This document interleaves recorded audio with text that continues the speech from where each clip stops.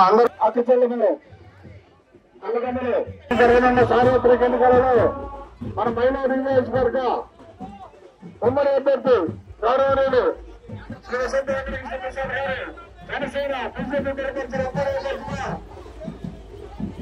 Cycle గుర్తుగా పోటీ చేస్తూ సైకిల్ గుర్తుగా ఓటు చేసేవారు మన మహిళా నియోజకవర్గ జనసేన పార్టీ ఇన్ఛార్జి గౌరవనీయులు అక్కడ గాంధీ గారు వారి విజయాన్ని కాంక్షిస్తూ మన ముందుకు వచ్చేస్తున్నారు.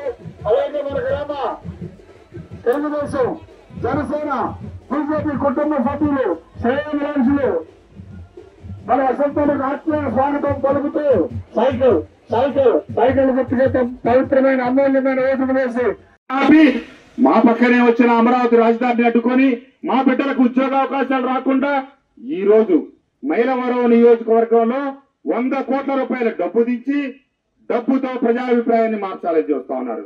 ఈ రోజు ఉదయం ఇంకొక అరగంటలో సజ్జల రామకృష్ణారెడ్డి గారు లక్కిరెడ్డి బాలరెడ్డి గారు ఇంజనీరింగ్ కాలేజీలో కూర్చొని నియోజకవర్గంలో ఉన్న వైఎస్ఆర్ కాంగ్రెస్ పార్టీ శ్రేణులు అట్లాగే కాకుండా పెత్తందారులు ముగ్గురు పెట్టారు. సామాన్యుడని చెప్పే పేరు మీద మొదటి పెత్తందారు అప్పిడి కిరణ్ కుమార్ రెడ్డి, రెండో పెత్తందారు కర్ర హర్షారెడ్డి, మూడో పెత్తందారు తిరుపతి రెడ్డి, ఇబ్రహీంపట్నం కొండపల్లికి శివప్రసాద్ రెడ్డి, కాకుండా కడప కర్నూలు నుంచి 200 మందిని వాళ్ళ లుంగి బ్యాచ్ని దించి వాళ్ళందరితో గ్రామాన్ని ఇప్పుడు ఓటర్ లిస్టు వెరిఫికేషన్ కూడా వైఎస్ఆర్ కాంగ్రెస్ పార్టీ నాయకత్వం వాళ్ళ గ్రామ నాయకత్వాలని మండల నాయకత్వాలని నమ్మే పరిస్థితి లేదు. ఎందుకంటే కేవలం వీళ్ళు మా దగ్గర డబ్బు కోసమే ఉంటున్నారు తప్పితే ఈ నియోజకవర్గానికి వైఎస్ఆర్ కాంగ్రెస్ పార్టీ అన్యాయం చేసిందని మైలవరం నియోజకవర్గ ప్రజలందరికీ తెలుసు. ఈ వైఎస్ఆర్ కాంగ్రెస్ పార్టీ నియోజకవర్గ స్థాయి నాయకులందరికీ తెలుసు. కాబట్టి ఖచ్చితంగా వీళ్ళు ఓడిస్తారు, మనం ఇచ్చే డబ్బు వీళ్ళు తీసేసుకుంటారనే ఉద్దేశంతో కడప కర్నూలు నుంచి తెచ్చిన వాళ్లతో డబ్బు పంపిణీ చేసి ప్రజాభిప్రాయాన్ని మార్చాలని చూస్తా ఉన్నారు. మీరందరూ ఆలోచించండి. ఆగిపోయిన అభివృద్ధిని కొనసాగించాలన్నా ఎన్డీఏ ప్రభుత్వం 2014లో వస్తే మనకు చిత్తలపూడి వచ్చింది, ఎన్డీఏ ప్రభుత్వం అధికారంలోకి వస్తే మనకు అమరావతి వచ్చింది.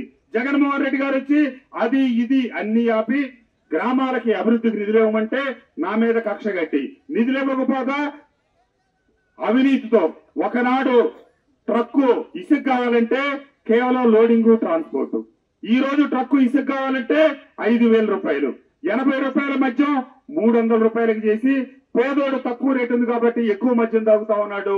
నేను రేటు పెంచి దశల వారీగా మద్య నిషేధం చేసి 2024 ఎన్నికలకి సంపూర్ణ మద్య నిషేధం చేసి ఓటు అడుగుతానని చెప్పి రాబోయే 15 ఏళ్లకి మద్యం శాఖ మీద వచ్చే ఆదాయాన్ని అప్పుగా తెచ్చి అలవల చెలవలుగా ఖర్చు పెట్టిన వ్యక్తి జగన్మోహన్ రెడ్డి గారు. ఈ మహానుభావుడు అధికారంలోకి వచ్చిన రోజున ఈ రాష్ట్రం అప్పు 2.5 లక్షల కోట్లు, ఈ రోజు 13 లక్షల కోట్లు. ఆదాయాన్ని పెంచి పేదలకి సంక్షేమ పథకాలు అమలు చేయకుండా అప్పుల మీద ఆధారపడి రాష్ట్రంలో ఉన్న పరిశ్రమలు పారదోలి వాటి ద్వారా వచ్చే ఆదాయాన్ని కారతోసి ఈ రోజున రాష్ట్ర పొరువుని దిగజార్చిన వ్యక్తి జగన్మోహన్ రెడ్డి గారు. మీరందరూ గమనించండి.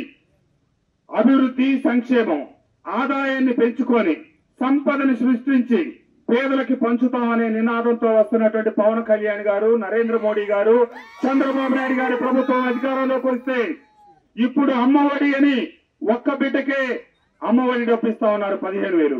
కూటమి అధికారంలోకి వస్తే ఎంతమంది బిడ్డలున్నా అమ్మకి 100 అనే పేరుతో ఇద్దరుంటే 30,000, ముగ్గురుంటే 40,000 ఇస్తారు. అవ్వ తాతలకు పెన్షన్లు అధికారంలోకి వచ్చిన తొలి మాసం నుంచే 4,000 రూపాయలు ఇస్తారు. అంతేకాకుండా మహిళలందరికీ జిల్లా వ్యాప్తంగా ఉచితంగా బస్సు ప్రయాణం. మీరందరూ ఆలోచించండి, మీ బిడ్డల భవిష్యత్తు కోసం ఆలోచించండి, మైలవరం నియోజకవర్గ భవిష్యత్తు కోసం ఆలోచించండి, మైలవరం నియోజకవర్గ బిడ్డల భవిష్యత్తు కోసం ఆలోచించండి అని కోరుకుంటూ మీ అందరి ఆశీస్సులు, మీ అందరి అండదండలుంటే రేపు రాబోయే సార్వత్రిక ఎన్నికల్లో గెలిచి ఆగిపోయిన అభివృద్ధి కార్యక్రమాలని కొనసాగిస్తానని 6 మాసాలు పూర్తి కాకుండా చింతలపూడి ఎత్తిపోతల నీళ్లు తీసుకొని మన నియోజకవర్గంలోకి నడిచొస్తానని చెప్పి తెలియజేస్తూ మీ దీవెనలు మీ అండదండలు కావాలని కోరుకుంటూ మీ అందరికీ నా హృదయపూర్వక ధన్యవాదాలు, నమస్కారాలు తెలియజేస్తూ సెలవు తీసుకుంటా ఉన్నాను. పవన్ కళ్యాణ్ గారి నాయకత్వం, నరేంద్ర మోడీ గారి నాయకత్వం, చంద్రబాబు నాయుడు గారి నాయకత్వం చెప్తూ ఈ రోజు లక్కిరెడ్డి బాలరెడ్డి కాలేజీలో సాక్షి రామకృష్ణారెడ్డి గారు అంటే సజ్జల రామకృష్ణారెడ్డి గారి నాయకత్వంలో పెత్తందారుల సమావేశం జరుగుతా ఉంది.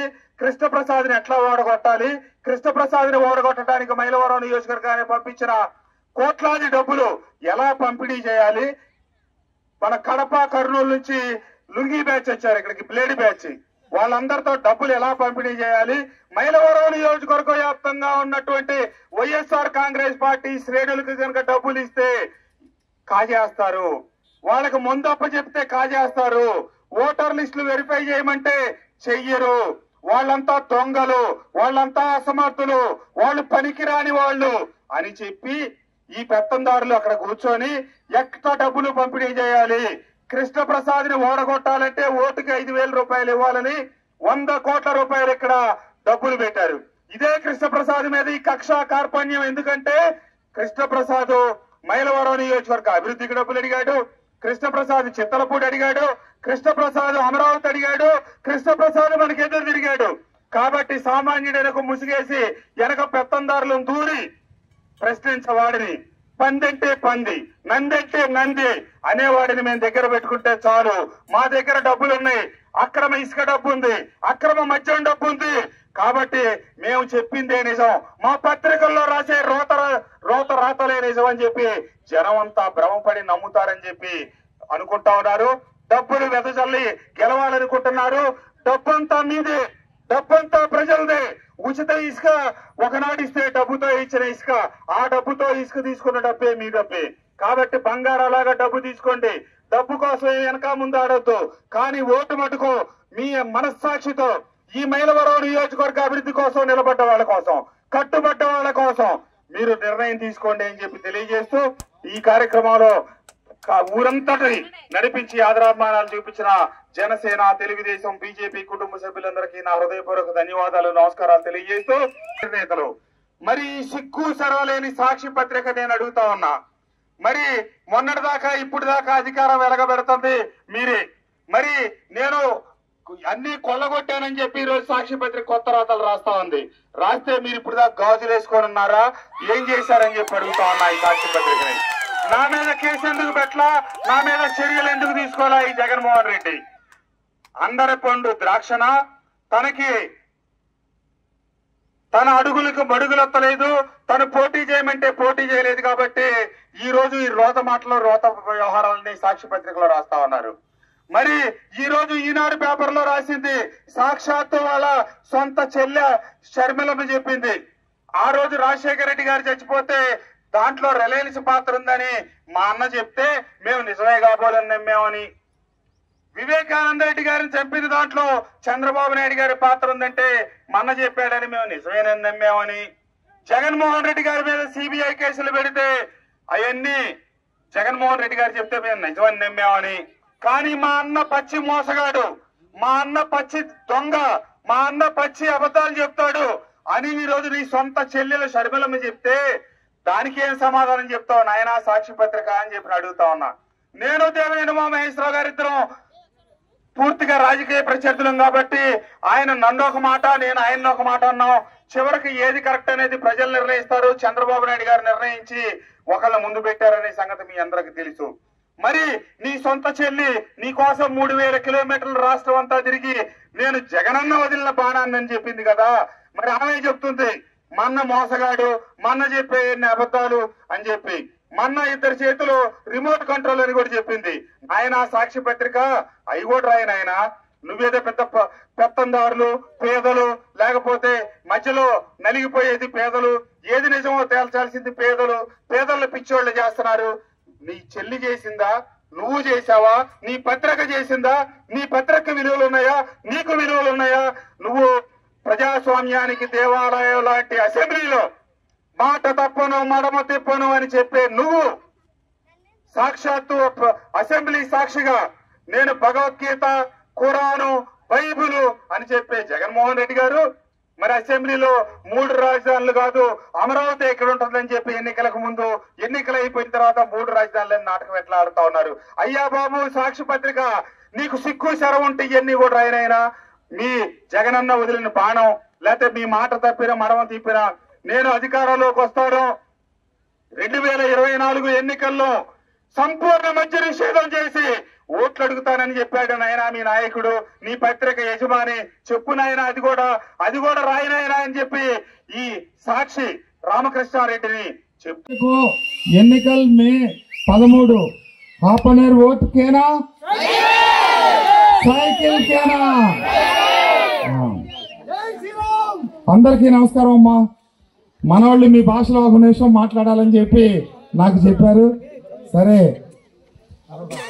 తప్పకుండా ఈ ప్రభుత్వంలో సంక్షేమం మేట నొక్కితే ఓట్లు పట్టమే తప్పితే గ్రామాల్లో మౌలిక వసతులు కావాలి, అభివృద్ధి కావాలి అనే దానికి ఆమడ దూరం వైఎస్ఆర్ జగన్మోహన్ రెడ్డి గారి ప్రభుత్వం.